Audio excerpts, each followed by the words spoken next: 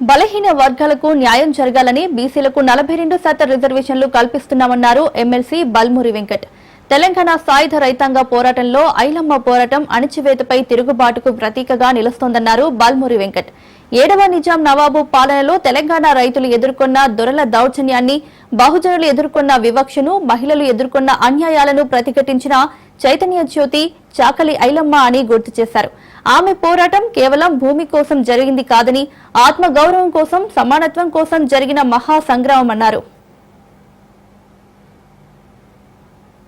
Chakali Ailamma committee సభ్యులు నాతో పాటు చేసిన మన సీజన్ కానీ ఇక్కడ ఉన్న నా కాంగ్రెస్ పార్టీ కుటుంబ సభ్యులు చేసిన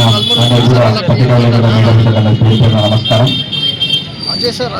చాకలైలమ్మ వారి యొక్క స్ఫూర్తితోటే ఆ రోజు గడి ఏ రకంగా చాకలైలమ్మ పోరాటం చేసిందో అదే స్ఫూర్తితోటి, ఆ స్ఫూర్తి అందరిలో నింపాలనే ఉద్దేశంతో కాంగ్రెస్ ప్రభుత్వం గౌరవ ముఖ్యమంత్రి రేవంత్ రెడ్డి గారు కూడా వారిని గౌరవించుకునే విధంగా మహిళా విశ్వవిద్యాలయానికి చాకలైలమ్మ గారు పేరు పెట్టడం జరిగింది.